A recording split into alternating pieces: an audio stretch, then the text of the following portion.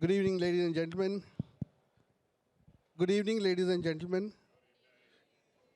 So, good evening, ladies and gentlemen. Thank you for the acknowledgement and thank you for being here at the fag end of the session. Mr. Anish Trivedi will tell you when the bar will open. I don't know when. And yeah, so I think we have some 40 odd minutes to start with and I have a few of the questions at this amazing panel. So what we'll do is we'll start getting introduced to each other first and then we'll start getting onto the question. Okay, let's start with the lady this side or that side should I start with? Go ahead. Why don't you start? It's okay, why don't you start? Hi everyone, good afternoon. My name is Devrishi and I currently lead marketing for ab.coffee. We're a grab and go coffee brand and trying to make coffee and daily affordable ritual for Indians. And I'm pretty excited to be part of this panel. Pretty experienced, seasoned people right alongside me. I probably use Instagram more often than you guys would. So He's telling us old, man, Anish. No. Yeah, probably. Probably no, you're selling it, man. I'll give you a tough one now. Hello everyone, my name is Vrushali. I lead marketing for the Belgian Waffle Co. We are the pioneer in the on-the-go waffle category in India, currently trending at 700 stores pan-India. Brilliant. Yes, and yeah, I envy you. you're not behind. Yeah, very little. By 70%. As he mentioned, just two zeros away. He's the never there, I think it's okay. the TruFalafel guys. Okay. So yeah, looking forward to a great session. Lovely. Thanks. Thank you. Amir. Hi, my name is Amir, and I'm the CEO of TruFalafel. And as you previously heard, we're just 2 zeros away from beating the lady on my left and her team. We do Lebanese food, and we're very happy to be here. Thank you, Amir. Hi, Adesh Kumar Agarwal, Business Director, Keya Foods. Thank you. I am Tarak Bhattacharya. Let me introduce myself also here. Okay. My name is Tarak Bhattacharya, and I'm the ED and CEO of Mad Over Donuts. Mad Over Donuts. Okay. Should I start like that? Okay. Hi, I'm Aleesha Desai, and I head marketing for Baskin Robbins. Keeping in line with the number of stores, we're at 1,000. Oh. So just looking forward to a really, really great panel discussion. Well, hi, I am Suprio Bose. I'm the head of marketing for Bellona Hospitality, which is the F&B unit of Phoenix Group.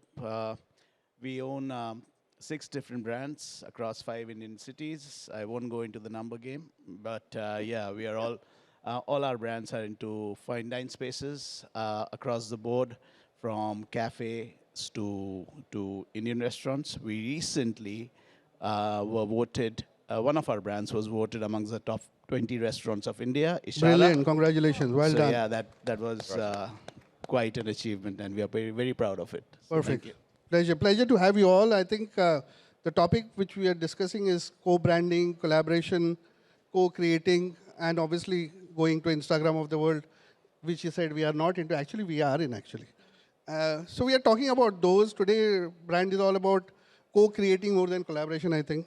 What everybody does is basically all about engagement, be it with any partners of the world, I think, coming from anywhere between a QSR to a dining space. And of course, now Keya Foods getting into this part of the business will also get into the creativity of collaboration. So we are discussing that today, actually. And between us, I think more than 2,000 stores and everybody has a story to tell. So I think we'll discuss a little bit more. And I think one person is missing in this thing. Gaurave, you want to join in? Come. You want to sit here?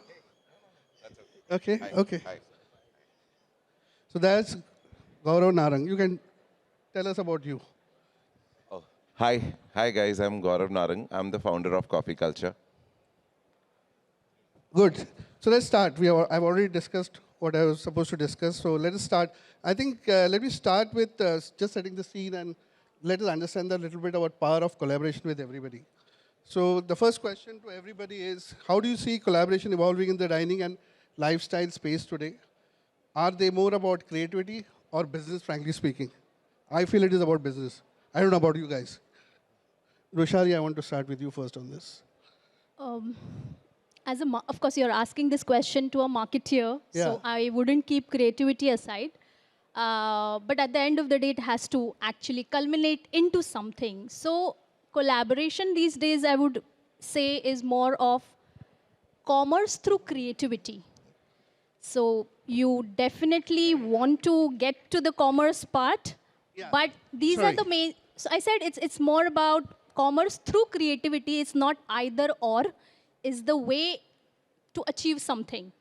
And I think at the Belgian Waffle Co, we've been able to, knowing, of course, the kind of audiences that we cater to, young and happening, and really looking for something exciting every time. And more than anything else, has a certain amount of a flaunt value, which is the most Instagrammable part, right? Like if you have something to flaunt, you would put it on social media, and then you would want your peers to know.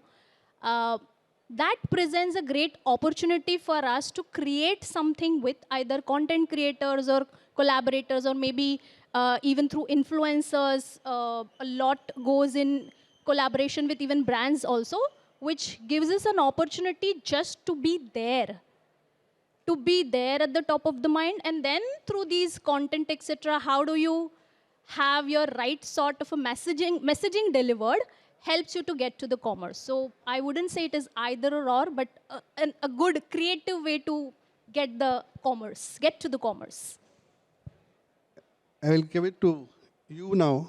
Has AB Coffee, anybody tried anything, collaboration with anybody, or you just keep on selling your coffee? No, so it's ab.coffee. We call it ab.coffee. Of As in coffee. now, yes. Okay. And I think, yes, collaborations is very important for a young brand that needs to grow. You would want to work with brands that have the same impact on the consumer's mind, like yourselves. So, for example, the way we choose the creators or influencers we work with are not just F&B creators. We believe coffee is a lifestyle product. So the people who are telling about my coffee should have a say in lifestyle. Sure. So, for example, we are currently doing a campaign with Tira, in which the use case was, we think that for a 23-year-old woman, having a good blush and a good coffee would have the same dopamine effect on the mind. So that is why that collaboration made sense. The other use case was probably that coffee is something people or ladies sip when they are getting ready, right? So it made sense. So it should make sense creativity-wise as well, and should have a logic as to why a consumer would buy it, would buy your partnership.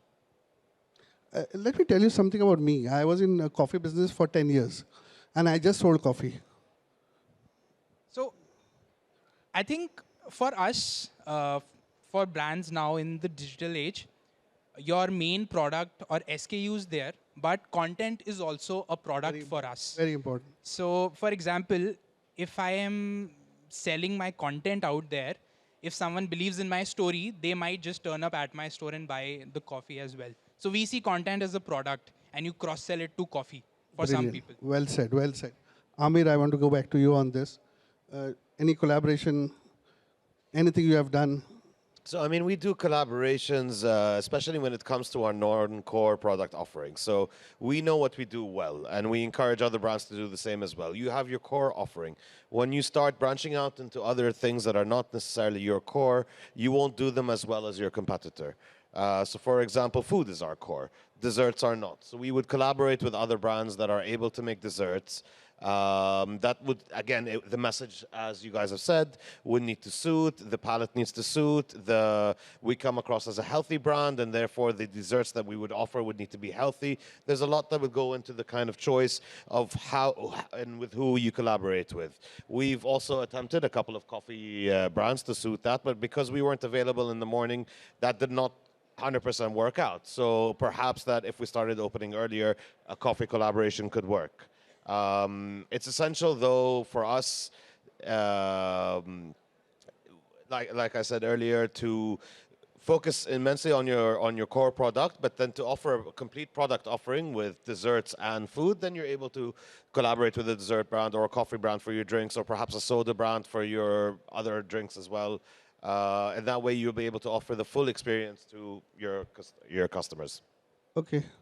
Adesh, I just want to ask you, do you think collaboration works in F&B, just as from an outside Not point very of view? much, since I don't belong to this food service industry. Yeah. But yes, one thing which I have observed in past 1 year or 2 years, the collaboration is, I think, is very important. Nowadays, I have seen Janjis. Now they are doing coffee parties, coffee clubbings. The new segment entirely, getting changed in Indian behavioral. I have seen 7 o'clock the party, the clubs with coffee. So Gen-Zs, they just want to avoid alcohol, but they want to have something to enjoy on the platform. So now I have seen the major shift towards the coffee. That's the reason Keya as a brand. Year back, I was just sitting my team, and we were just doing brainstorming where is the opportunity in India. Honestly speaking, as a brand, we have identified this opportunity. That's why we are entering Keya as a brand in the coffee segment. Our segmentation is very defined, well-defined. Our target segment is Gen Zs. So that's why we are coming up pour over, and the instant is the core products which we are planning to enter with in the industry. So I think collaboration definitely will help us in future. Brilliant. Aleesha, I want to come back to you. Gaurav, hold on to your thing. I'll ask you a direct question soon. What do you think? Collaboration means commerce or an engagement? So I think collaborations are extremely, extremely important, and they kind of give you that push that you need. The reality of the fact is today, consumers are bombarded with content, whether it's on social, whether it's on digital, whether it's on trade, whether you're walking on the street looking at a hoarding, listening to radio, Spotify, wherever, you're bombarded with content. Correct. So when there is an association that you have that can kind of break through the clutter and, stand tall, Correct. I think that is just an added advantage that you get. And then the collaboration becomes bigger than either of the brands that are involved there. Absolutely. So I think it's something that is extremely, extremely important. It keeps that novelty factor also going, which keeps the brand exciting. So for us, I'll tell you a category that has worked brilliantly well. It's associations with chocolate. Perfect. So whether it's Ferrero, whether it's Snickers, whether it's even Nutella, it has always worked brilliantly well for us. As long as there's synergy, of course, there are rules to collaboration as well. As long as there's synergy, both the brand propositions are complementary, it'll do really well. Correct. We had a similar association that we did with Barbie. Oh, we had tied up with Warner Brothers for Barbie a couple of years back, and that worked out brilliantly, brilliantly well for us, to the effect that a limited edition product that we had introduced for Barbie at that point in time today becomes a part of our core portfolio. So I think that tells you like the lasting impression that a good brand collaboration also has. Also so works, I'm yeah. totally for it. Suprio sir, coming to you, what brand collaboration will you do? Among your restaurants, or you go out, search for your partners? What is it? Or you don't want to do it? That's an interesting question. So when it comes to brands such as ours, I'm talking about brands like Ishara, which is known for its inclusive orientation. Then Absolutely. 8, which is a pioneer in Pan-Asian. Collaborations definitely become a key factor for us because we are not just providing dining experience, we are providing a wholesome experience. And what collaborations does is they add to the recall value. And these collaborations have to be very unique and very, very original. I'll just give you a couple of examples that will put things more in perspective. First, a very basic collaboration that we did, which was very off the beaten path, but very interesting. During monsoons, we were approached by the operations team, and they said, "Oh, monsoons are coming. Pakoda sab khate hain. Ishara mein pakoda party karte hain." So we're like, "Yeah, pakoda. It's a basic, right? We all want pakodas in monsoon, but how do we take it to the next level? We are Ishara, and we have to talk about ingredient forward. We have to talk about micro cuisines of India. So how do we take it forward?" So then what we did is we mapped home chefs across the country who are known for their regional expertise. And we invited them to contribute one pakoda recipe which was unique for their region. Then we got them all together and we threw a pakoda party, which we shot on camera. And that was the premise for our campaign.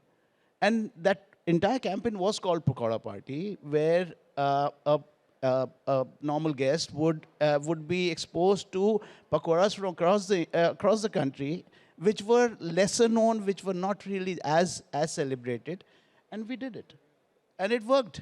So this is the kind of collaboration which actually add to the recall value and also to the top line. But at the end of the day, it's all about commerce, of course. Brilliant. Thank you. Gaurav, let me be very nasty with you to start with. I can do that since we are a good friend. Not asking you this question. This just came up just now in my mind to ask you. Will you tie up with a washing powder brand? What did you have at the lunch today? Was it an early sundowner? Afternoon downer it was. So, by the way, in terms of collaboration, it's a weird collaboration which you're talking. So, like a washing powder. I don't know how a coffee and a washing powder can work, but if you look at the creative side of it, that the stains of coffee, which I just did in the morning on my shoe, I spilled my coffee. I was like, my wife is looking at me. I was like, oh, I'm not even looking at her because she knows the moment I wear white, it normally has coffee stain by the end of the day. So it's, if you really want to make sense, the weird collaborations can actually go very long. Yeah. It actually reminds me of daag achhe hai. And coffee ke daag achhe nahi hai. I think we are in the age of disruption. And if you can actually clean coffee ke daag, so your washing powder is working. Absolutely. It gives me a great pitch for a whole campaign. I would push out sticky ribs across my restaurants and have them eat with hands and stain themselves and push the brand. Yeah. It's all about disruption. I will send you the invoice. Well, let's move on after this nasty discussion. So with creators and digital communities playing such a big role these days, man, they are really, really big. They are into your life, actually, as you say, from Instagram of the world. How do you decide when to bring them in, even if you really want to? So a lot of factors. I see content creator as a channel of distribution, like a print or a TV or an outdoor would be. So let's say not every campaign would go on a print. With the same logic, not every campaign would go via a collaborator or a creator. So I think when probably in some things I need more of a human touch to things is where I feel that a person saying it would create that trust in someone's mind. Or a human saying something. So for example, we have our own app, right? And we do promotions about it everywhere. You download the app and you get so many benefits. But it's a technical product. If there is someone talking about it, what are the features, it would make much more sense compared to me, let's say, putting a billboard and saying, just download the app. Yeah. So I think creators where I need more trust from people is where we usually seek them. I agree with Devrishi. So influencers or content creators are one of the key channels nowadays, just the way you have any other media channels, right? Correct. When to bring them in the mix totally depends upon what is the mix that you have cracked for your brand. It totally differs with cuisine, the core TG that you cater to, etc. For the Belgian Waffle Co., since people believe we spend crores and crores on campaigns, we do not. You do, right? We don't. Sachi bolo. We don't, Tarak. You know it. So, and I keep discussing this with my team always, that I tell them for any campaign, if you do not have an innovative idea, we wouldn't make a cut. Because in a typical marketing scenario, you go in a very scientific way of media planning, wherein then you have a specific budget, you have this sort of a CPM happening, and hence this sort of a reach. You take some percentage of it as engagement, and you can plot a funnel. When you have 700 stores and millions to cater to, with a very little budget, you have to find the right sort of a rollout plan. So this is what I call with my team, it's called rollout plan, which basically means what element has to go when matters more than anything else. Absolutely. So you have to have incremental effect in your 15 days campaign maybe, and beyond 15 days is really difficult to sort of sustain a campaign. Correct. Your first influencer has to go, say, within 2 to 3 days of the campaign launch. Then your micro influencers have to happen in the last 5 days of the campaign. So every element that you roll out, whether it's performance marketing, direct marketing, etc., or OH, etc., if at all you're doing any sort of an ATL, when does that happen is more important than how many. So for the Belgian Waffle Co., for us, we've sort of, we would like to believe, we've sort of cracked a code wherein we know that we need these many content creators, and we typically do not take content creators from food. Oh, By principle, we do not take content creators from food because it's a lifestyle brand that you want to create. So we basically want to see where does our brand sit into people's everyday life. So for our LTO launches, for our discount-led campaigns as well, we've collaborated with tabla artists. wow. We've collaborated Excellent. with musicians. Excellent, excellent. For the current Children's Day campaign at store, as a part of the engagement, we've collaborated with caricature artists who are just sitting at the store and they are creating a fab art out of the experience that people have. And people love it, and it's so Instagrammable Sure. that people typically take pictures, put it on their stories, tag us. With every order, we give some little element. Like, for example, for NWD, this thing we gave like a 100 rupee note, which was a fake 100 rupee note. So the brief internally is very simple. What is it that we can have that's Yeah. innovative in nature for any campaign, and that's cost effective, plus has a huge reach and appeal. So influencers also become one of those channels for us. Brilliant. Gaurav, same question. I'm not asking anything nasty this time. But when you get influencer, do you actually use influencer in a big way? Do you think they actually take away your money or actually give back your money in some form? When do you think you should get an influencer back into your business, if you want to, and if you ever to? Can you just tell us about? See, in terms of influencers, we look at a very different ball game altogether. I know in terms of F&B, influencers are actually looked upon as the freebie people who would come to your place, have free Absolutely. stuff. Absolutely. And sometimes the brand owners always feel that. But, the influencer game has actually changed with us. What we've actually realized over a period of time is that they've got audience. It's just that people don't want to get sold. Even their audience do not want to get sold.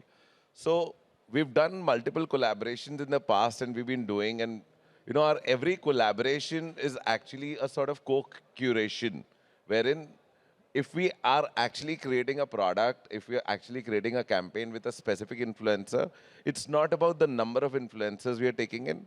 It's about how we are actually co-creating a particular thing. Brilliant. And wherein he is actually, or he or she is actually living that product to an extent.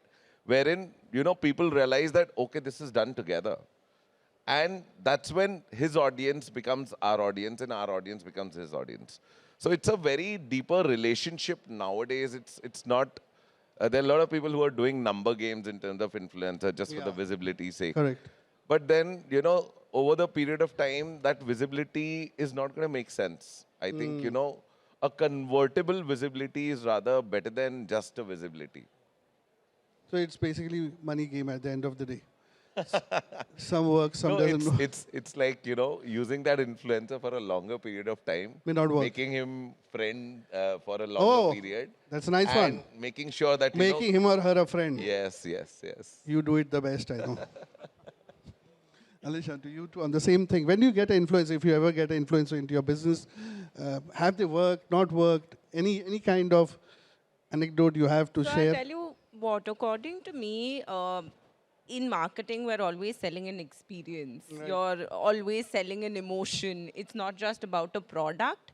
And rightfully, like you said, I think these influencers and creators can actually showcase that emotion, that excitement, create that curiosity right from the get-go. So for us, we get in influencers either when we've just launched something or when it's at the epitome wherein, we can push this forward with an influencer coming in. But I think to each his own. I think it depends on the idea. In your case, it's co-creation that, tells your story beautifully. So I don't think there's a right or wrong. As long as it seems natural and it's not forced, I think it's all good. Should So work. Works also. it works. It works for sure. I don't think there's any shying away from the fact that influencers in today's time and day I just work. don't like the man. Okay. The math is Sorry, atrocious. this not to be taken into consideration. Suprio sir, up on you, Suprio. So I think I agree with Aleesha over here. The influencer game is a mandatory exercise. What we do is we categorize the level, the kind of influencer that we want to engage per campaign. I mean, there are certain campaigns that are very very short-lived. They are a very special, very unique experience that runs only for a few days. Correct. For that, I cannot have an influencer create an entire campaign out of it, which keeps on running for a while. I mean, for that, it's a set of media people who come, enjoy a table, they meet and greet, they talk, they publish, and it works. Yeah. Long-term influencers, of course, how I want to employ them, what I want to push out is what really matters at the end of the day. But yes, definitely they add value to it. Brand recall is what we always look out for. Brand awareness is very, very important. We function in a highly competitive space. And we also live by the adage, out of sight, out of mind. Yeah. And this is precisely what they help. I agree with Gaurav. The way to go forward is to make them friends. but at the same time, he has also done it. Huh? Gaurav, don't teach all this to people. But so we have a actually program called Friends of Bellona. Ah, yeah, of course. So Friends of Bellona actually does that. It's not about asking freebies from them, but putting them into a comfort level in such a comfort level where whenever they think of a new content piece for themselves, we are always there on their mind. Oh, Really? they have something to offer. Whether they charge for it or not, that is a secondary motive. Yeah. We are on their mind for their content piece is what matters to me at the end of the day. Then it's an easy sell for me. Perfect. Adesh, I will come to you on this. This specific question is actually to you since you are into the Horeca, now trying to come into.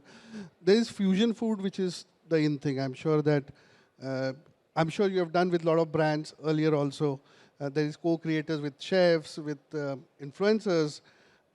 Please tell us about those. Have you ever done that with anything between your fusion food collaborators, creators? So in the last 2 decades, I was a part of the retail side. Okay. But I work closely with the, product creators, brands and the collaboration, a lot of things we have done in the past. Yes, influencer activity is very important. Parallelly, emotional connect is also very, very important. If with the products, if emotional connect we are not able to create, then it's very difficult to create a sustainability. Okay. Yes, Janjis, they are not emotional, but parallelly, they are creating a trend spotting. They want to highlight themselves what they are having. Okay, if they are trying something new, dishes in the restaurants and all, they just want to put it on the Insta. They want to highlight. They want to in the limelight. Then parallelly, we are looking at this. Sorry, sir. Are you into Insta? Yeah, little bit, not very. Do you have an account? Yeah, I have an account. He has an account. Okay, sir. Go on. No, don't ask me the next question about the Insta. Secret. So that's what is, okay. So if we look at it, the influencers and the marketing and collaboration is very, very important. Emotional connect and innovative products is very, very important. In the past, I have very, very good example. I'll tell you the saffron. Around 5 years during the COVID, I've done one experimental with saffron. It's surprising story for everyone. Please listen carefully. So when I talked to Damodarji, my CMO, sir, I want to sell saffron. He looked me like this. What bloody you're talking? In retail, no one sells saffron. Sara chori ho jayega. Correct. Sir, I need one chance. What do you want to do? I want to sell 1 lakh pieces every month. He looked me like again. You're mad? Yes, I'm mad. So what is your worry? Chori ho jayega. I'll manage the losses. Don't worry. So he told me, okay, Adesh, do one thing, do a small trial in 5 stores, do whatever you want to do. I did lot of fancy things in the store. We sold 40 pieces in 2 days in 3 stores. I Wow. keep jumping like this, bonky. Wow. Sir, I sold 40 pieces. Bloody 40 pieces, never sell in a year in one shop. So I told him, sir, I need 500 shops to explore this. I'll manage. I need 1 CR budget. He said, okay, go ahead. We experimented in 500 shops. Then we expanded to 1,000 shops. The day come, we sold 1.5 lakh in a month. Super. Just because of the influencing Influencing. activities within the store. Correct. And believe me, what my team has done with me. There's a slogan, Juba Kesari. They have created one funny poster and they circulated to the industry. So you became an influencer. So to make me influencer. So that I have seen, the important part is the intake from the product is people want to buy saffron, but they feel it's very expensive. It's actually not expensive. 1 gram saffron consuming in a month, it hardly costs you 200 rupees, not more than that. So, but the perception is like that's very expensive, but the consumption is very, very low. Correct. So what I feel, the emotional connect and the visibility and the, that's very, very important, and the word of mouth and the visibility. So similarly to the food service industry, I could do a very good example recent days. I was in Baglami 3 days back. I saw one dish, although we have created kimchi masala. So there's one dish, paneer with mushroom, with onion, infused with kimchi. I saw it's something different. Let's see, let's try it. Once the dish was on my table, I found it's a paneer chili. So Nice. that's all about, that's it. Nice. Vrushali, let me come back to you on this. So tell me, this influencer, all these things, do we have a KPI? We actually give it to them? And if KPIs are not meant, do you curb any kind of activity immediately or go on forever? Is there a KPI set, or is it just like, I like this influencer, he or she can be a good lifestyle influencer who can help us? Is there a KPI? Is there a way these days that formulation happens in understanding which influencer to take in or talk to? Is there a way, or are there tools? There are now definitely tools to figure out if you're looking at a certain amount of, say, reach and engagement, this is your best set to go for a specific budget. What do we do at the Belgian Waffle Co? I think more, of course, numbers are important, and we get, thankfully, phenomenal numbers with influencers. So much so that within 24 hours, we get 6 million organic reach. And I'm talking about 1 lakh plus shares. Totally unheard of. Like in my 14 years of career, I had not seen these kind of numbers really happening for one influencer piece. But what really makes a lot of difference is whether, so he spoke about content. I would take it a little forward and say context. It's about setting the context for what the narrative is. What is the narrative that you want to, set with the audience with a specific campaign or BAU? And that helps in driving long-term associations for the brand. Are there KPIs? Well, yes, reach is one of the KPIs that people typically go behind, because you want that content and hence a certain narrative which is driven by the brand to reach as many people as possible. But reach can also be bought. One of the most important KPI that we track is engagement, and in that engagement, shares. So nowadays, I don't want to be seen liking a certain content because it's visible to everyone. I don't want to be seen commenting on something because, again, it's visible for everyone. But if that content has hit a chord with me, I would share. So I have seen, and I'm talking about like the biggest of, QSR brands also having content reaching 30 millions, 40 millions. You know immediately that it's a paid boost when you look at the shares. If the shares are in thousands, you know that for a 40 million reach, it's not really making a sense. So one of the most important KPI that we track currently is how many shares are we getting. And typically we have seen content that is created with our own set of people, largely the storefront, gets the maximum shares. Yes, we do work with content creators and some of the food, non-food influencers also. And post-campaign, we have an evaluation setup, and we know who not to work with. One principle that we follow is someone is really charging you a high on the basis that they say, hey, my content typically reaches 1 million and all. We say, okay, if it doesn't reach, you will have to do this. So that is the sort of negotiation we have with content creators. But I think shares is one of the extremely important KPI to track. Gaurav, do you know? People go to Instas, clickable. I always talk about anything which is clickable doesn't mean connectable. I always feel that. Does it work? Does it not work that every Instagram post works? Nothing works on Instagram unless it is shareable. You have many friends, you said. Unless it is Insta-worthy. Unless it... Nowadays, it's not just about, Instagram was more about aesthetics. It was about, in India, by and large, our audience has actually shifted from Facebook and TikTok to Instagram. So the larger audience is now cringe audience. So, the best of the, the best of the content will not do good. So the cringiest of the content will actually go viral. So apparently what has happened is that, in terms of what works, what doesn't work, does not work for anyone.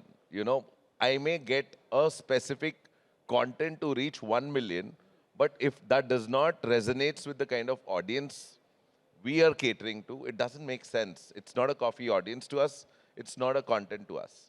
If it's a coffee audience to us, it's the kind of audience who would look up to us as a brand, as coffee brand, which is actually spreading culture and the kind of storytelling we are doing. Only then it will make sense. Otherwise, I think, no, it doesn't make sense. Yeah. Doesn't mean connectable. Aleesha, to you on the same question. Does it mean connectable or? According to me, they're two different things. Okay. For us, clicks are easy. Connectable is what lasts. Okay. Right? So clicks are what gets you the eyeballs. But the connection is only formed when whatever content you've put there either resonates with audiences, it's relatable, it's fun. That's when it has the ability to go viral. And that is when the consumer starts building a perception about the brand in their head. Like, this is what the brand stands for me. It got me to smile. This is what happened. So that is when they build the story in their head, and that is what eventually leads to brand love. So for me, clickable is great, but the latter is what is the most important part of it. Absolutely right. Devrishi, to you, since you are too much on Instagram, is clickable connectable? No, not really. I think what everyone said is pretty right. If something is connectable, you will probably keep thinking about it at later point of time. And that is probably most important for the brands, right? Retaining of a customer. So if you're blocking a headspace in someone's mind, it means your content has done well. Shareability is something that we all track, because shareability means that someone is risking, probably in today's social media, how people might look at, you're sharing it to someone, it's as good as a reference. It's your word of mouth that you're putting to someone that this piece is good. So if someone thought your content is worthy enough to be, given to another person, it meant it has connected to them. They find merit or value in it. So yeah, Absolutely. 20, 19, 18 seconds left. So the last question, only in one line. Amir, you want to say something? Sorry. So I mean, it depends on the objective of your campaign, right? So we use influencer collaboration for education purposes because we're a novel cuisine to India and there's not much Middle Eastern food. Education is a very important thing. So people might not click on us because they don't know what we are. So for example, if I'm trying to showcase my dishes and they all have Arabic names, mutabbal, muhammara, Betinjan, all of these things, people will not know and therefore will not click. However, if it comes from a familiar face, and this is where the trust factor comes in, and this person is explaining why this particular food is good, how it's made, and why it's healthy, and then they associate that particular dish with my brand, that's success for me. Thank you. So again, as I said, last question since we have already run out of time.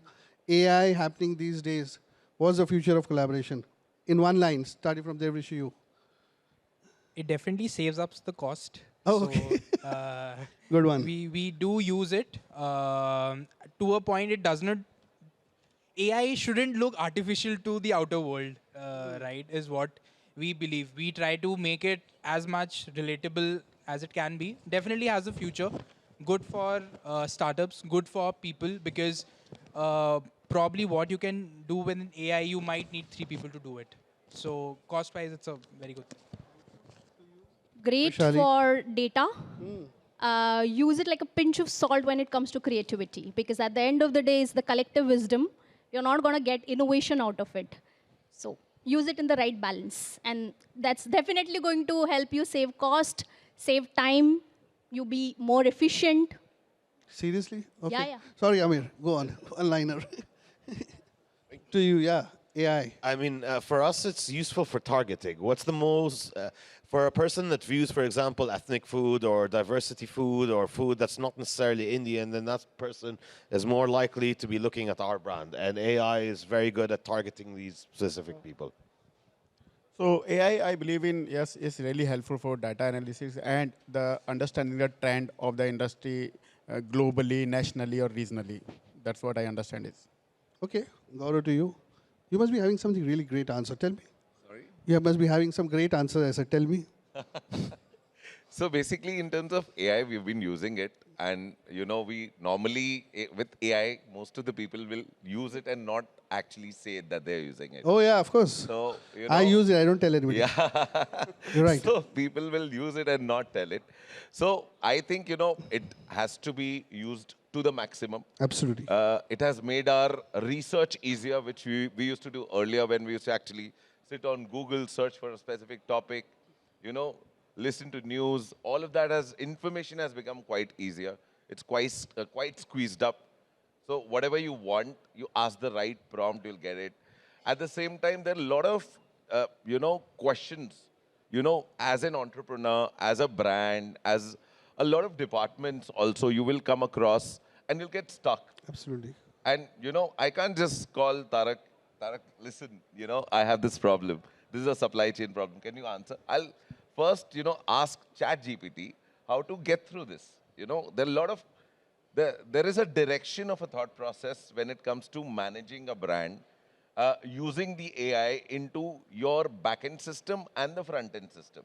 Like, we can use it in all the segments. I think, it makes our work easier, faster, better, and gives us a sort of direction in all the ways.